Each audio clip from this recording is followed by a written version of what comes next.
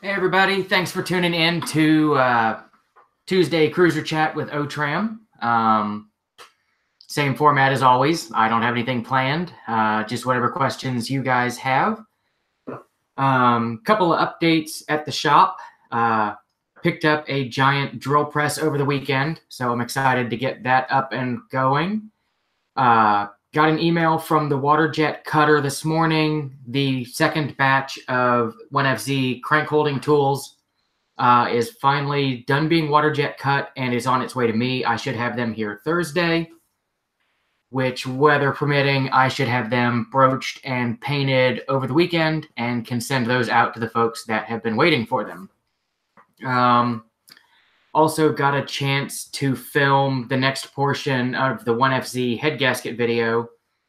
Got the head reassembled, head gasket on, torqued, cams back in. And it looks like we're going to have a snow day here tomorrow. So hopefully I'll get that all edited tomorrow and posted. I know a couple of guys have been waiting for the head reassembly portion of that video. And yes, Logan, I need to make a video for all the new machine tools we're picking up at the shop. The drill press is definitely awesome and definitely bigger than I thought it was going to be. I'm glad I took the engine hoist with me to pick it up because the engine hoist wasn't real happy picking it up and putting it into the back of my dad's Tundra. But it is a vast improvement over the hardware store generic drill press I've been using for like the last 15 years. It runs way smoother and it's way beefier.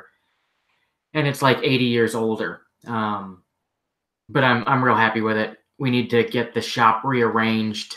So I've got somewhere to put it. Right now, it's just kind of hanging out in the middle of the shop. We're still waiting on the guys with the race team next door. They move out in like a month. And then we can really get the shop reorganized and make use of the new space.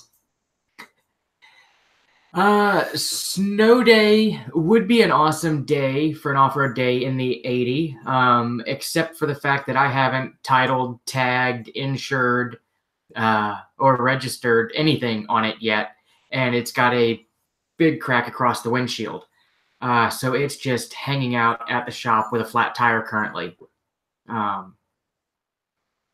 need to get down to the DMV and actually register and title the thing so I can start driving it and seeing what it needs. But it could be a fun snow day in my Subaru. Or I could have a really exciting day and take my wife's Prius out. Yeah, I think they're calling for 5 to 8 inches of snow and then ice on top of it.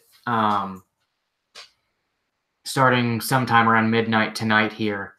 So we've already called in sick to work for tomorrow, rescheduled stuff to Thursday, and I'm just going to stay home, edit video, and hopefully get caught up on some of the estimates and office work.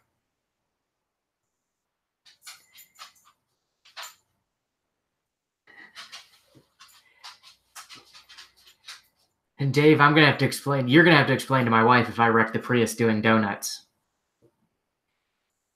But the Subaru might be fun to take out and do donuts.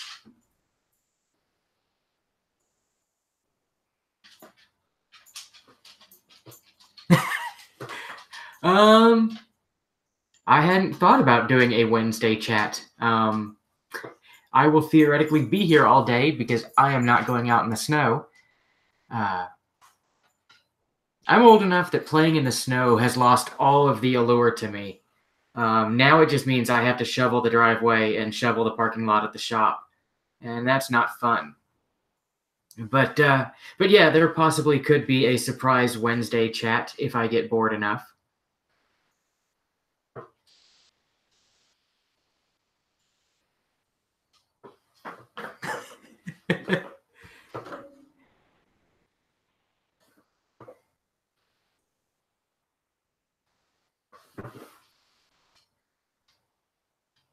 Yeah, I think everybody that's got a cruiser hanging out at the shop is wishing it wasn't snowing right now, or wasn't going to snow.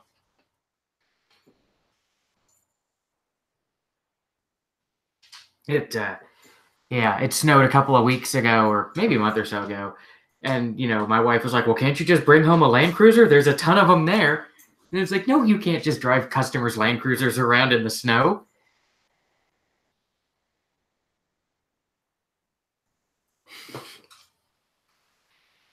Yeah, yeah. Snow just means I have to prepare and have food at the house and shovel things.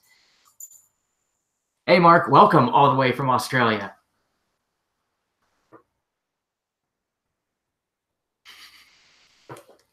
So when we lived in Boston, I had an '86 Tercel that I paid $100 for. Biggest pile of crap car in the world. But I put some teeny tiny like mud and snow tires on it. That thing would go everywhere in the Boston winters. It was crazy. I loved driving that car in the winter because you'd see the people in their big SUVs stuck, and this little Tercel held together with flashing and pop rivets would just blast past them. Um, and it was great because it was $100, so you didn't care if you totaled it into a snowdrift.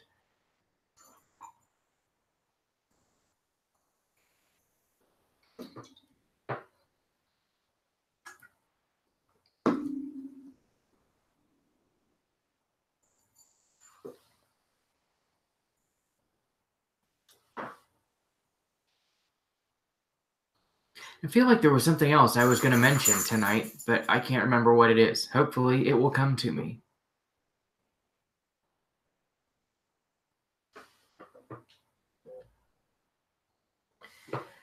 What do I think is the best locker? My current favorite is the Harrop or Harop. I'm not entirely certain how you pronounce it. The e-lockers that are coming in from Australia. ARB's been the cream of the crop for forever, but dealing with the O-ring issues and airline issues, it just gets old. I've done a couple of the Harrops, and I like that there's just a single electrical wire, to a switch, and it just works. Yeah, I haven't done a Harrop in a 200 series. I've done ARBs in one, and the ARB for the 200 series front was really strange. Like you had to press these like new bearing housings in for the carrier bearings that made them a smaller bearing race. It was a really weird setup, and it was really difficult to get the two case halves back together without nicking the O-rings. Actually got it all together and back in the truck, and we tested it out. Like it tested fine on the bench, but when we tested it in the truck, one of them leaked, and ended up having to pull them back apart again and redo the O-rings.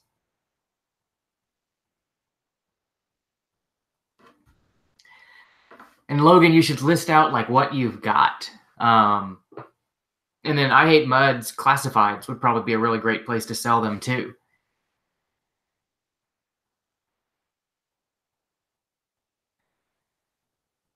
And the 100 series broke something in the mud. It's hard to say. The front diff is pretty small on the 100 series.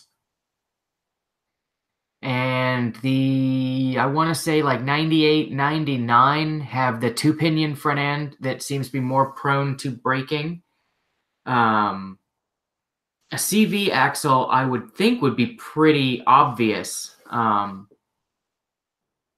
If you had broken it, like, you should be able to see a busted axle. The T-case is pretty stout. You don't really hear about people breaking those that often. I haven't come across a broken 100 series transfer case yet.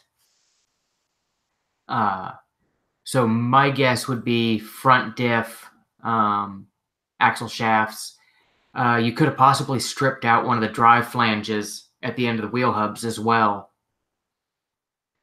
Uh, yeah, without seeing it, it's hard to say. But the front axle seems to be the weak link on those. The transfer case and the rear axle are pretty much the same as 80 series and pretty stout.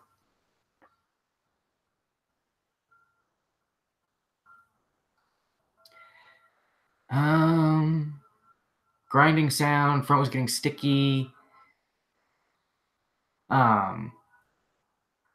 What's it do when you, does it change any when you try to turn? Because if it's changing when you're trying to turn, I would definitely think broken CV shaft. But I guess if the front differential is all jammed up, broken, it could do the same.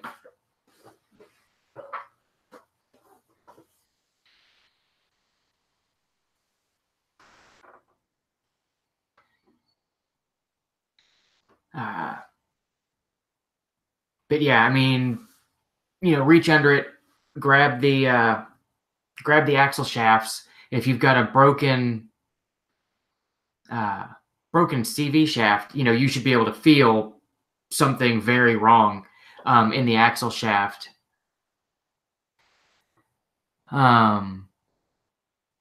If you don't find anything there, the next thing I'd probably do would be drain the gear oil and see if any teeth come out or any chunks.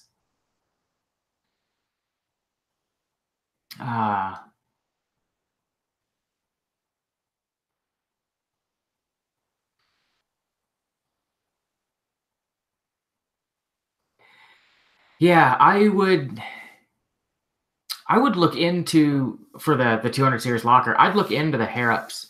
I'm not entirely certain how they treat the front diff.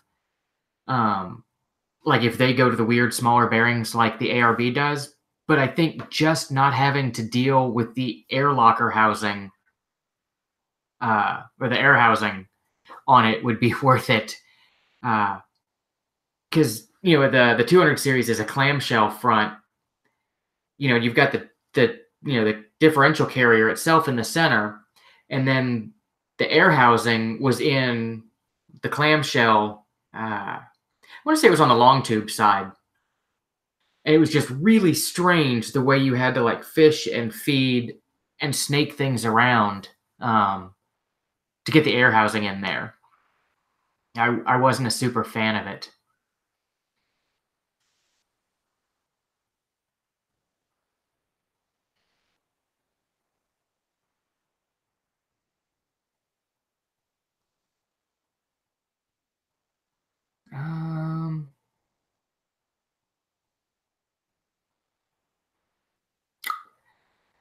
What causes the gear shift to not move except by using the emergency red button? I'm not sure. I don't think ours, I don't recall ever seeing an emergency red button on an 80 series that's US spec.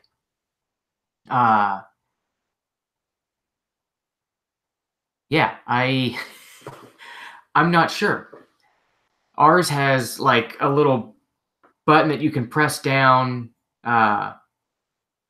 with the with a key or a screwdriver or something if it jams, that overrides the park neutral safety switch and the brake pedal switch, because it wants your foot on the brake to come out of park. Which I guess possibly if your brake switch is bad, it could do that. And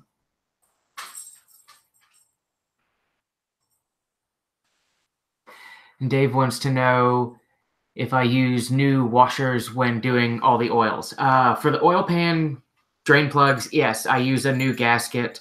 We use the Toyota ones just because I buy them by the 10 pack at Toyota when I'm there buying a case of filters.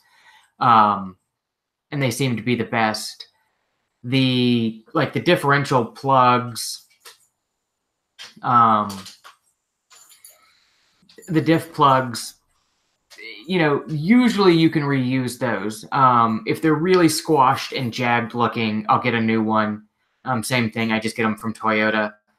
But most of the time, the diff ones you can reuse. I always reuse I always get new drain plug gaskets, though, for the oil.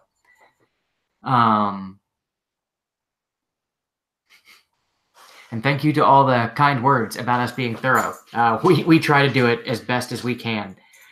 And yeah, the Japanese spec, I'm not sure.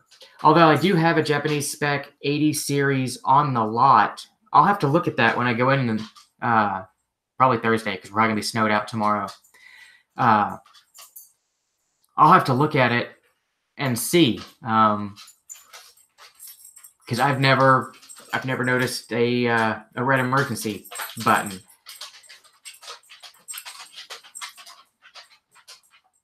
But yeah, if the brakes are working, then I would think that the brake interlock would also be working.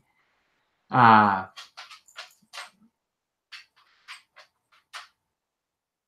very cool. I didn't even notice that you had ordered shirts. It never pings me when people order them.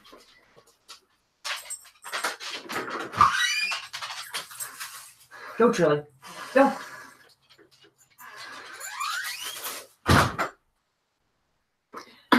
Sorry, the dogs were pacing at the back door.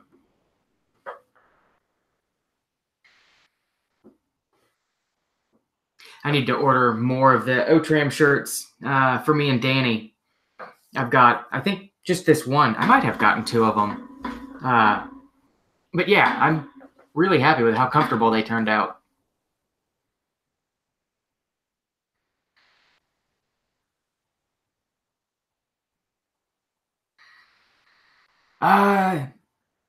To Logan, yeah, yours was making the weird, like, whoop, whoop, whoop noise. Yeah, I would think check valve over booster itself, but it's possible it could be the booster making noise. And to Dave, yeah, they're Store Frontier. I think is who I did the shirts through. I should know that. I did Teespring the very first time I did it, but I couldn't get the logo and stuff to work right. So I did Store Frontier the second time because it was easier to use their like online layout thing.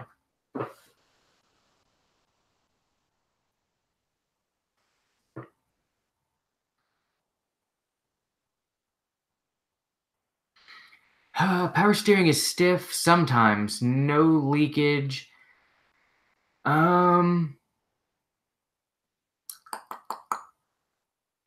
Does it happen with weather? Like, is it stiff when it's really cold out, and then freeze up as it warms up, or does it just kind of happen randomly? There's a servo valve in the power steering box that can get sticky. Although I've never seen it happen on an 80 series.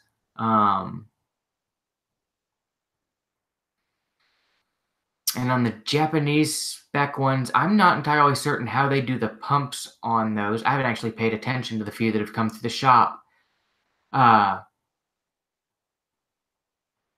But some of the older vintage Toyota stuff had like a power steering valve that like idled it up. Like the 100 series has one. It's possible they could be doing it that way, and it could be randomly cutting in and out. I don't have a ton of experience with the non-US market stuff.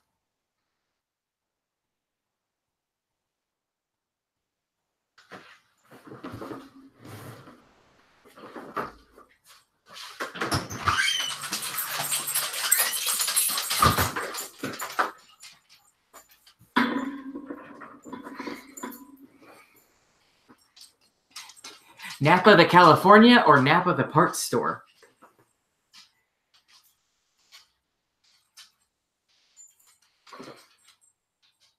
People are tuning in from all over the place.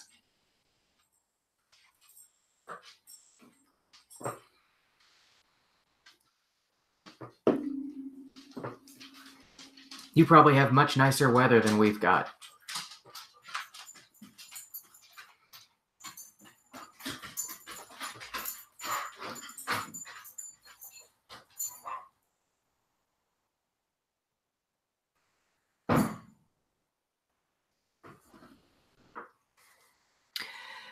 To Dave, yeah, I've done my fair share of dual batteries.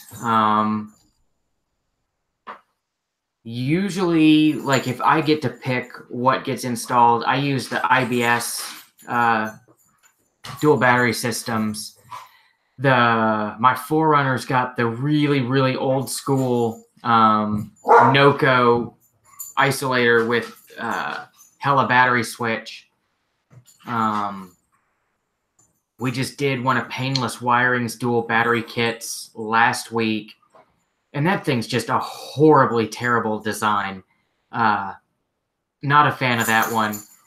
We've also done a couple of the Blue Sea. It's like the Mag Arc or Mag something switch, and those seem to work as well, or work okay as well. Haven't had any problems out of them. But for ease of install and simplicity under the hood, I like the IBS setup.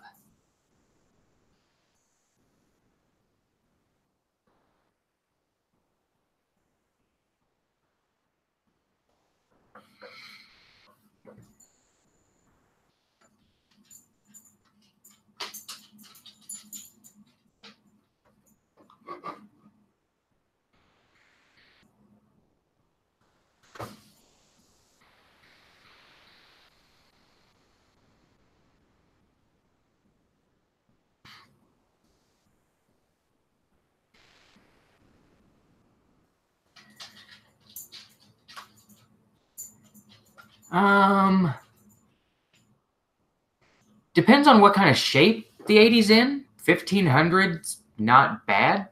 That's about what I paid for my 97 that I just picked up with 350,000 miles on it. My brother picked up a 96 a couple of months ago. It was in pretty good shape, but had blown head gasket. I think he paid 2,400 for it. So yeah, probably not bad. To Art, what do I think of PCV oil separators for an 80? If everything is working well, you shouldn't need one. If you've got that much blow by coming through the PCV system, then you've likely got an issue with your rings or something. So I guess my short answer is I think a PCV oil separator for an 80 series is likely a Band-Aid to cover up an existing issue. And to Dave, I have never messed with the Red Arc stuff. I've seen it, but I've never messed with it.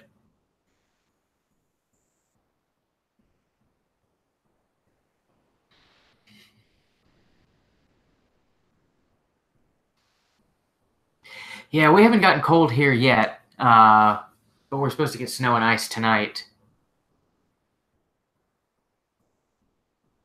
And yes, our 80 series exhaust keeps the spare in the stock location. Yeah,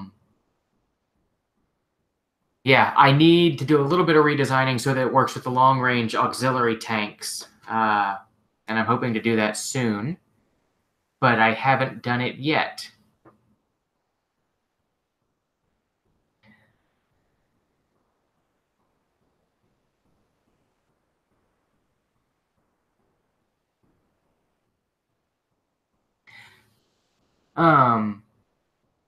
Yeah, I'm assuming you're meaning, have I talked or thought about doing a video with other YouTube folks about Land Cruisers?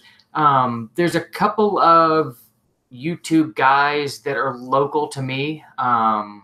Brady Adventures is like an hour and a half south of me. And we've talked about getting together and doing like a joint video. But we haven't actually gotten around to doing it yet. But it has been a thought.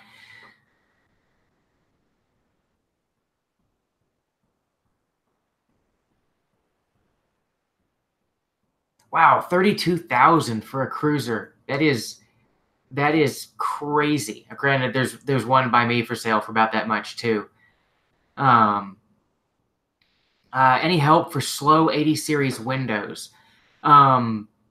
The best I've found is to clean the window rubbers, clean them out really well, and then use some silicone lube. Like I think Permatex calls it Sil Glide. It's like a silicone grease. And we lube up the window tracks with that. That seems to be a big improvement. We've also replaced the window track rubbers, and lubed them at the same time, and that seems to help quite a bit as well. Because as the rubber gets old, it gets cracked and chunky, and seems to slow them down. But yeah, just cleaning them and lubing them seems to help the most. Like we've swapped new power window motors in, and it hasn't really really been that much of improvement. 3,200 is much more reasonable. Except you got to go to Wichita. But if you go to Wichita, you can go to the Coleman Camping Museum, which is pretty cool.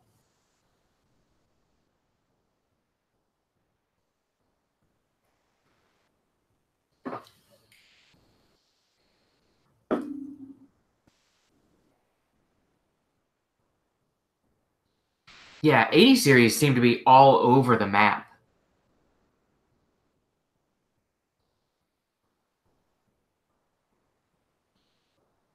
We've also got like silicone, like in a spray can, like that I use for putting shock bushings in, and O-rings and stuff like that. It just doesn't seem to last as long when you use it in the window tracks. The Sil Glide silicone grease seems to hold up much better.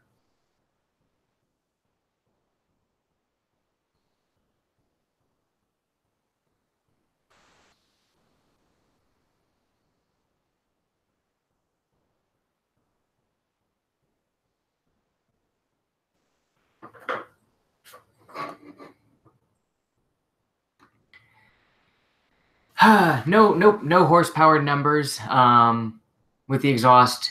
At least none. I don't know that anybody that's running it has dynoed it. It theoretically is freer flowing than stock, but yeah, we haven't dynoed it or anything.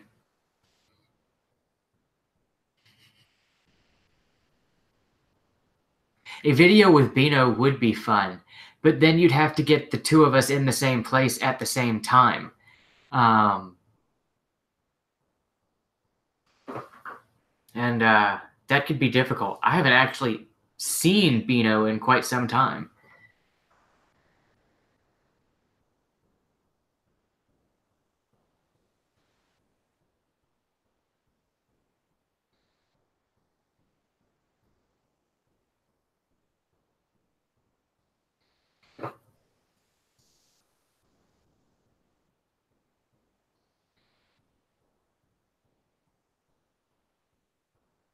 I heard Sil Blood, but it's like Sil Glide, something like that.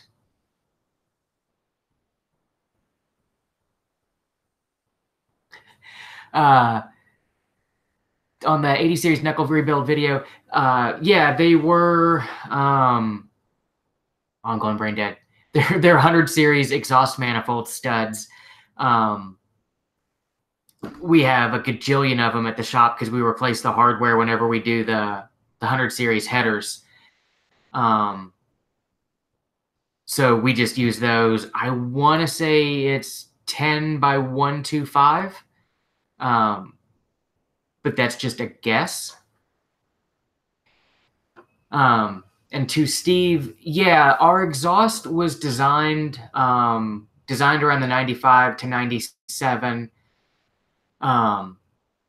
It uses the 95 to 97 downpipe, but it follows the 93, 94 routing where it goes up over the frame rail. Looking at the parts diagrams, theoretically, it would fit a 94, if you used a 95 to 97 downpipe, but you'd have to, change around oxygen sensor locations. Theoretically, it fits. I sold one to a guy down in Texas And I believe he had to change some of the frame side mounts around. I guess there were some differences in the years. And he had a little bit of a vibration clearance issue with the Panhard bar. And I believe where it loops up over the frame rail. But it's hard to say, you know, since I didn't see it, I don't know if you could have just tweaked the pipes because they spin on the V-bands to change the clearance. So I'm not sure if that was the issue or if it was the mounts that got changed. I guess long story short, theoretically, it kind of sort of fits a 94. I haven't actually done it in the shop to know for myself. So I haven't tried fitting it on a 94. Looking at parts diagrams, it should work, but I haven't done it in person to know for sure.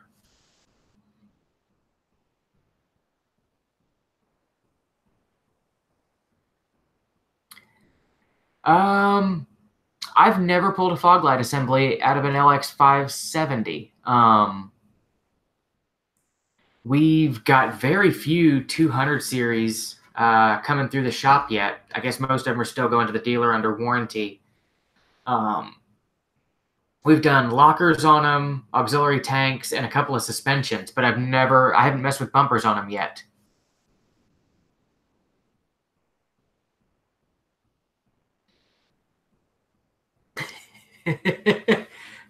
But that would mean I'd have to make another set of exhaust. Yeah, the 80 series exhaust, I'm probably going to do a revamp to do a little bit of tweaking on the tailpipe. More to make it easier for me to manufacture than anything else. I've got some crazy bends in the rear that I need to clean up. And as far as the 80 series, hold on. Either way, speaker suggestions. I don't have any. We don't really get into audio at the shop. We've changed a couple of head units, but I haven't done speakers in anything yet. Not since my high school days of where I just took Sawzalls to things and jammed speakers in holes.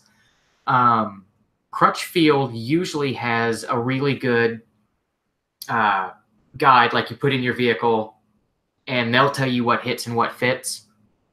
I think they're still crutchfield.com, but they've always had the best guide whenever I've needed stuff to look up. On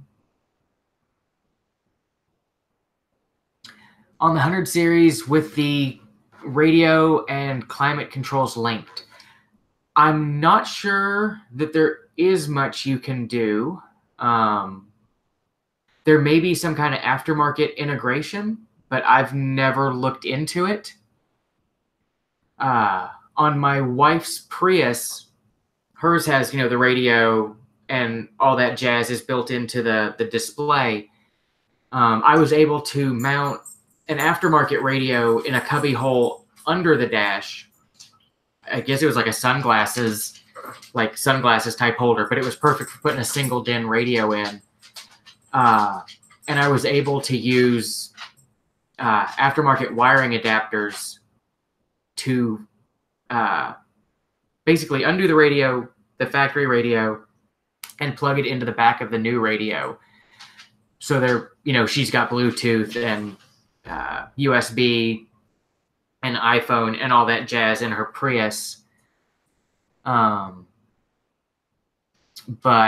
I don't know if that works in the 100 series or not.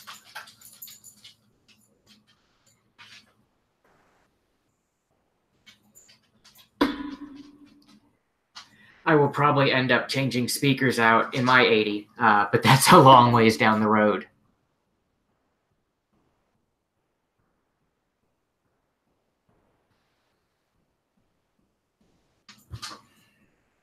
You guys are fine. It's not time yet.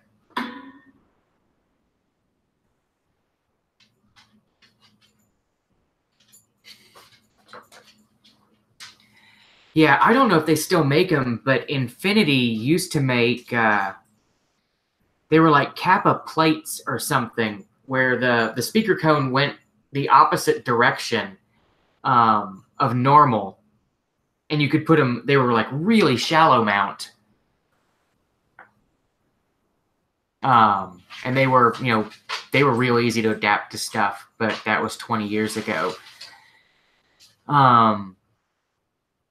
Yes, and on the 80 series fan motor, they are fairly simple to get out. Hold on. I think I'm thinking of the right one. I'm I'm visioning it in my mind. I think the fan motor is pretty easy to get out. It's been forever since I've done it, but I'm pretty sure it's with the AC evaporator core behind the glove box. Super easy. At least the evaporator is super easy to get out, and I think the fan motor's right in there with it.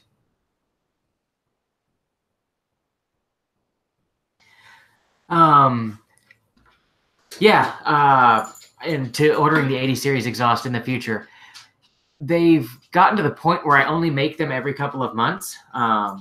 They take me forever to build, and we've gotten so swamped with regular repair work that making the time to build the exhausts has been difficult lately. I just ran off a batch a few weeks ago. But if you're interested, shoot me an email to otram@otram.com, and I can get you on the list. And then when I know better when I will be building them again, like I just get back to everybody on the list and say, hey, if you're still interested, I'm going to build exhaust soon, which I'm hoping to clean up the design a little bit so they're faster to build soon. And now that I've got a Shop 80, I can actually take the time to do a thorough redesign on it instead of doing it on a customer's vehicle where I've got to get back to them in a couple of days.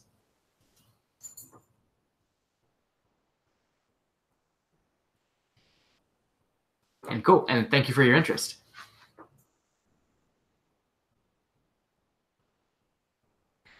The steel hardlines for an LX470, they should be the same as what's on a 100 series. I buy them straight from Toyota, pre-bent, ready to go.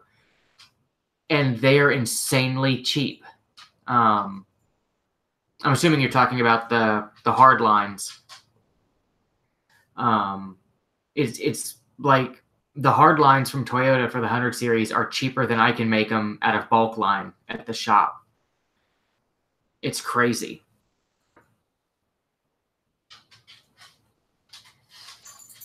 And yeah, blower motor squeaking is terrible. But luckily blower motors are cheap.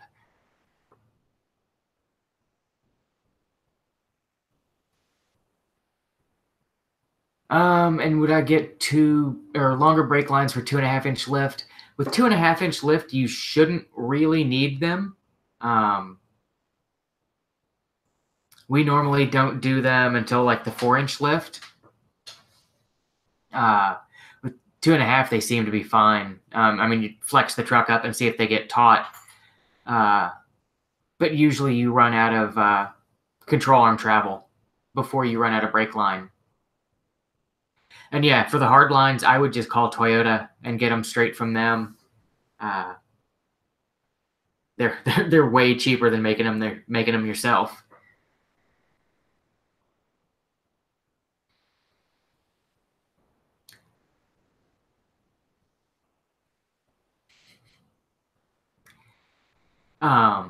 And if you're getting the brake lines that run like from the master all the way back, you may want to get them from your local dealer because it's very big and they're kind of folded in half. And I can't imagine trying to ship those. They're a big, awkward mess.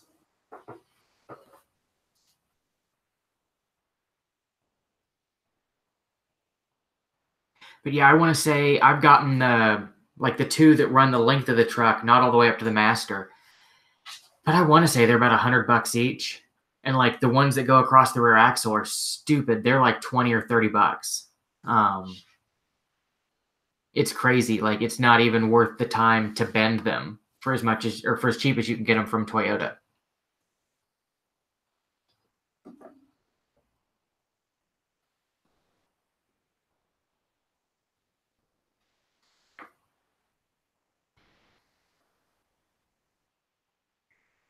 Dave's not cool enough to have Facebook.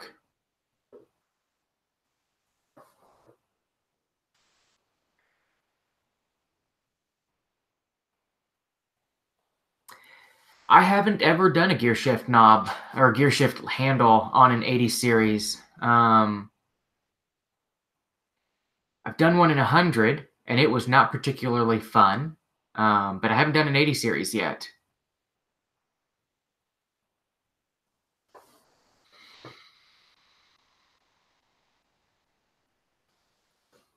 And I'm guessing I'm lucky. My dealer treats me really well.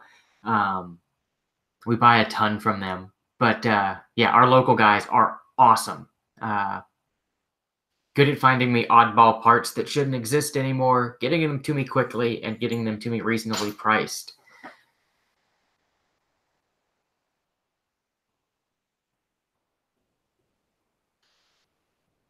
trying to think. I don't think I've ever even unbolted an 80 series shifter from the floor.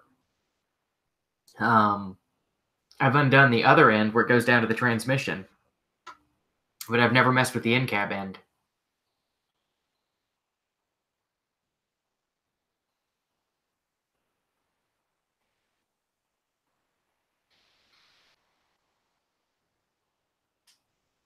Oh, and I just realized I shouldn't have said Dave wasn't cool enough to have Facebook, because I'm friends with him on Facebook, and that makes me not cool enough either.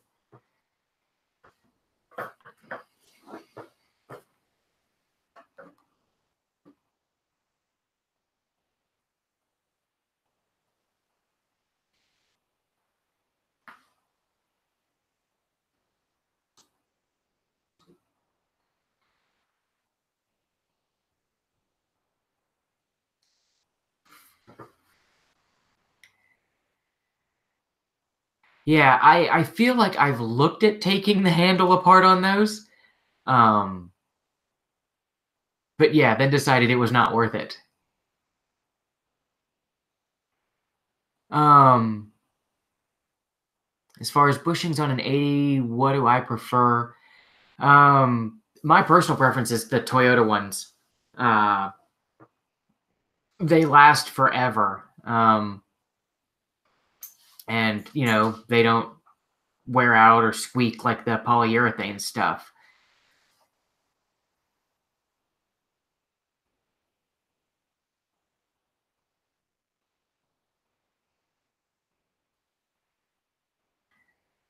For 80 series seats, I'm pretty sure you can still get the foam from Toyota. As far as the leather, I'm not sure. There's been lots of random people selling them on Mud, and it seems like all of them are having issues. Although there's a new one, it's like origami leather or something like that. Supposedly he's doing well, but I've never actually seen their covers in person. Land Cruiser Heaven is supposed to have nice covers, but apparently it takes forever to get them. And again, I haven't seen his in person either.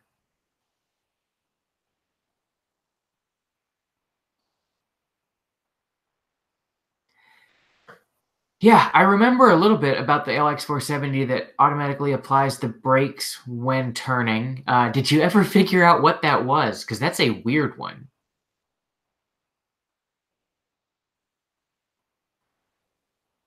And to Miguel, we didn't get the part-time cases here in an 80. All of ours were full-time.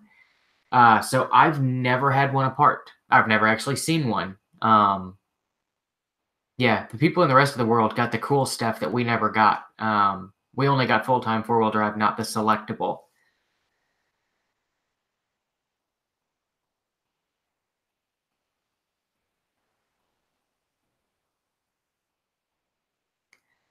I wouldn't think slightly different sized tires would make the brakes randomly come on unless they were different sized, like between each other. Like they need to be all four the same size. And I wouldn't think the steering rack would have anything to do with the brakes applying either.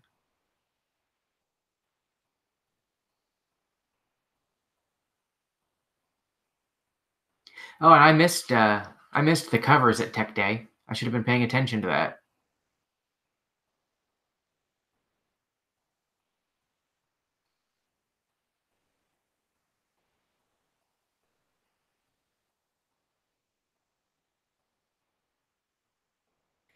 Okay, yeah, if they're all the same size, I wouldn't think that would make a difference, because people put, way bigger tires on 100 series, and it doesn't seem to matter.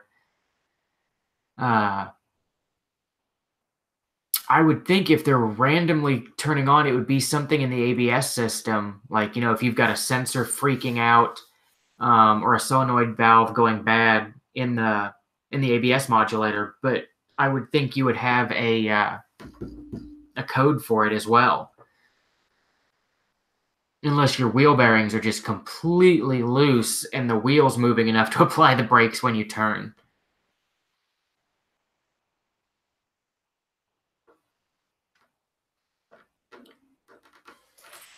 I'll have to look into the L-seat stuff. I've never even heard of them before.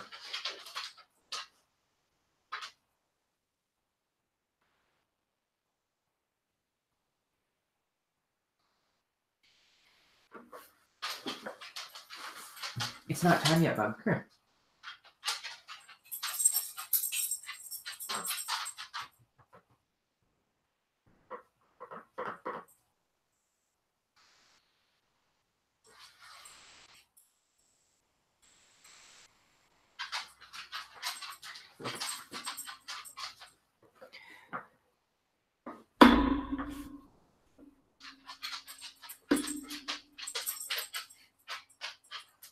Wow, $300 for front covers isn't bad.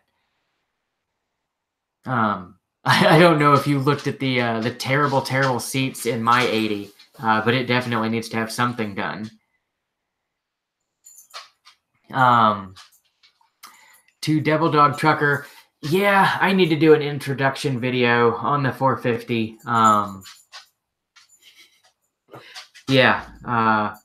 We've just been so swamped with repair work that I haven't even driven it yet. Crash parked it where it's sitting now. He moved it from where the tow truck dropped it to where it's parked now, and haven't messed with it. But it's on the list. I need to start making a list of what I've got to do to get it running. And to Logan, I get the Terrain Tamer stuff. I get everything Terrain Tamer from Cruiser Brothers out in California. Ward and George are awesome to deal with. Oh yeah, the 450 is definitely a cream puff.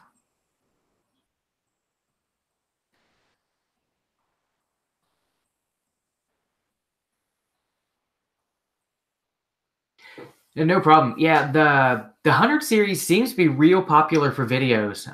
So I've been trying to shoot stuff, as new jobs come through. I got to do a CV axle differential seal on one probably next week. So I'm going to do a video on that. It's just hard because I'm limited by what repair work comes through the shop as far as what I can video. Yeah, I don't think I'll be daily driving my LX. I'll stick with my Subaru for the better gas mileage. But it'll definitely be the fun wheeling truck, especially since my 4Runner's not street legal and I don't have any way of towing it around. I haven't used the Power Stops myself. I've heard good things about them. The Terrain Tamers are really nice. The Terrain Tamers are nice. Their pads seem to wear a little bit faster, but I guess that's the price you pay for the better stopping power. The EBCs also seem to work really well. And to Art, I haven't had real good luck with aftermarket CVs. We generally use the factory Toyota ones. I'm trying to think. There's a brand I've gotten. I haven't used them in 100 series, but I've used them in like Camrys and stuff back when we were doing more all makes, all models. And it was 3 letters in the name, and I can't remember what it was, but I used to get them from Whirlpack. And Whirlpack, you should be able to get them through Advance Auto. They were decent. They didn't hold up, as long as the factory Toyota stuff, but they were quite a bit cheaper. The factory Toyota ones go, 150,000 miles. So, you get your money's worth out of them. So I've always stuck with those.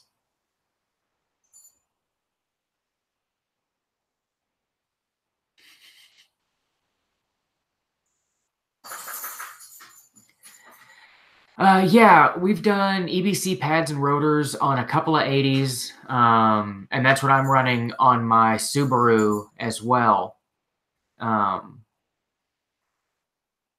They seem to be good. I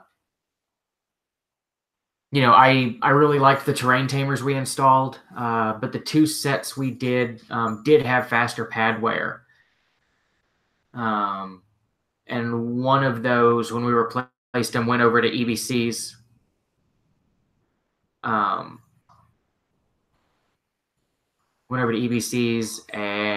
the other one, I'm not sure what he's running. I think he's still running terrain tamer rotors, but he switched pads, and I don't know what he switched to. Akibono's good stuff. I use them quite a bit for random stuff. I was using them more before we switched to just doing Land Cruiser. Now that we're just doing Land Cruiser stuff, if I'm looking for a stock type pad, I just get the Toyota ones, because they last forever. Yeah, the Akibonos, they last forever, just like the Toyota ones. They actually may make the Toyota ones. I'm not sure. You guys are fine. It is not time yet. You have 9 minutes. The dogs are back here pacing because they think it's dinner time. Okay, 8 minutes now.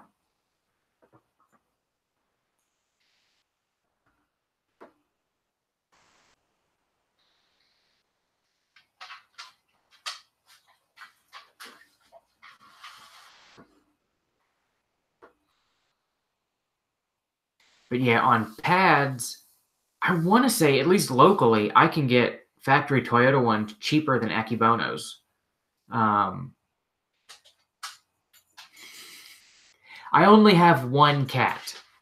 We are a dog-centric household. The cat was my wife's from before we met, and she is probably sleeping on our bed. She doesn't get up much. She's really old. But yeah, she came out. She knows when it's dinner time too. All the animals get fed dinner at 7. So she was out prowling last week. Just the dogs are much more vocal. No, the cat is not mine. And I'm not a cat person. Although if you want a cat, I can bring her over. She would get along well with your dog. And Mom keeps saying that she wants a new cat. I could bring her a cat for her birthday.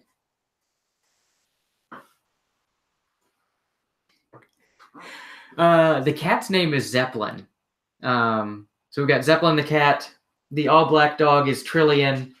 And the blue heeler mix is Atticus.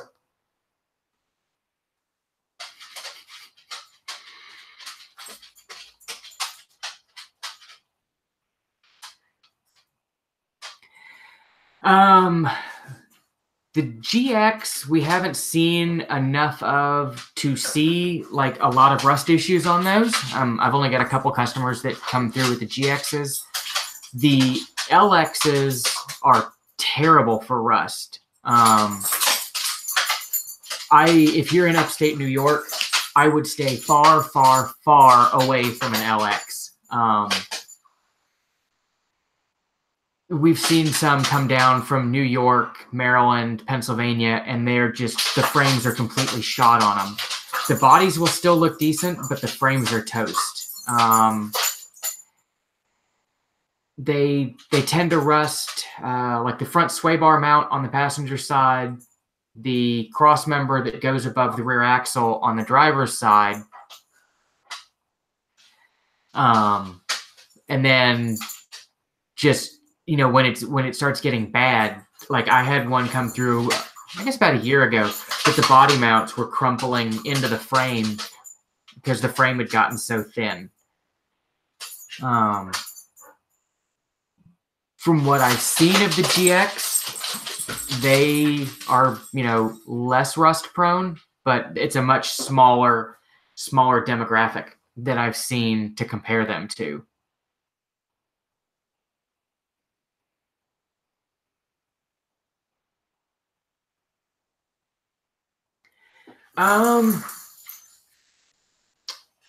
Yeah, I would consider a 2UZ and an 80. I think that'd be a pretty cool swap. Oh, and sorry, I should have specified, not all LXs, just the 470. Like the 100 series 470 chassis just seems to be horrible for rust. I was thinking about that the other day. I wrote myself a note to remember to write your estimate, but then I realized that I haven't gotten your email with your list for what I'm putting on the estimate. I'm pretty sure the GX470 is the same as 100 series. The master cylinder, they built the master cylinder, the ABS modulator, and a hydraulic over electric, or an electric over hydraulic booster. It's all in one shebang. So, instead of having, just a piston in a master cylinder, a separate ABS box over here, and a vacuum booster, they went all kinds of crazy electronics and packed it all into one package. So yeah, they are really expensive. They're really easy to replace, but they're really expensive. Yeah, and I'm pretty sure SLE does do the 2UZ swap. Cool. And yeah, I'm probably having a snow day tomorrow, so I'm going to try to get caught up on estimates, video editing, and all that jazz. Since I'm probably not going to drive in if we get snow.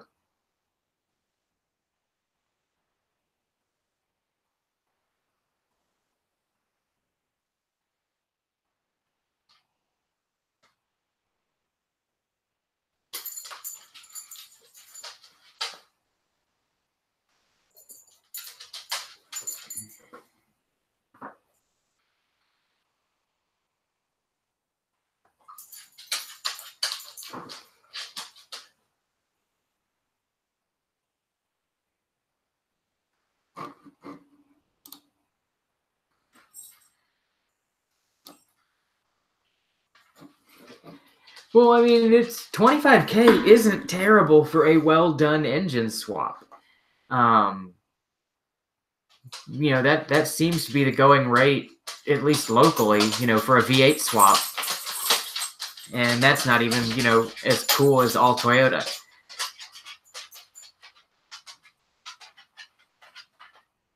It takes a lot of time to make everything work when you're doing swaps.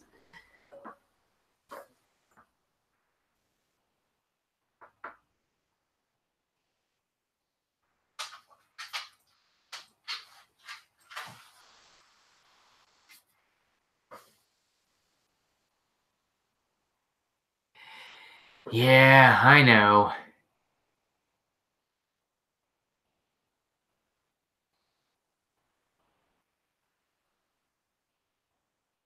You could just put a 2UZ in the back of your 80 and tell people it's a 2UZ swap. I've never seen an FJ company truck in person. So I do not know. I guess I don't have any opinion right now because I haven't actually seen one. And to Logan, I had planned to do the intake plenum video today, but yeah, ran out of time. I filmed putting the head back together and, head gasket torquing and putting the intake cam and exhaust cam in. And that's as far as I got with filming before it was time to leave for chat tonight. So hopefully Thursday when I get back after snow day, I'll get that filmed. And we are talking about all kinds of random Land Cruiser stuff. I have not been to dieseltoys.com. I'll have to check that out. I don't know why this dumbass wants us to go to PewDiePie's channel. I don't know why we get random troll people.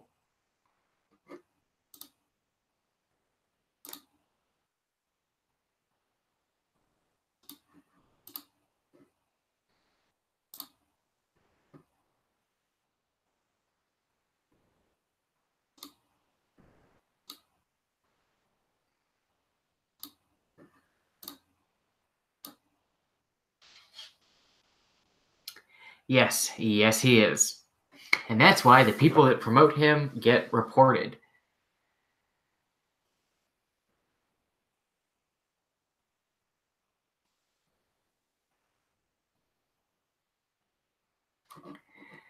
Well, if you guys don't mind, I'm going to jump off of here for the evening.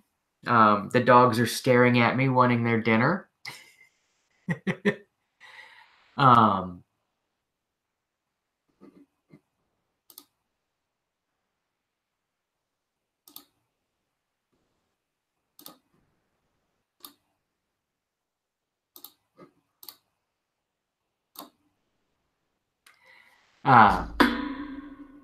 But yeah, I'm going to jump off of here for tonight. I'll be back same time next week.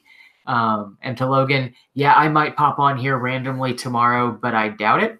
It just depends on how far along I get with editing and estimates. I'm so far behind with paperwork at the shop. But yeah, I'll catch you guys next week. Thanks for tuning in. If you haven't, please subscribe below. And if you really dig the channel, check out our Patreon link and help support camera gear and all that kind of jazz. So yeah, y'all have a great evening. I'll catch you next week. Thanks for tuning in.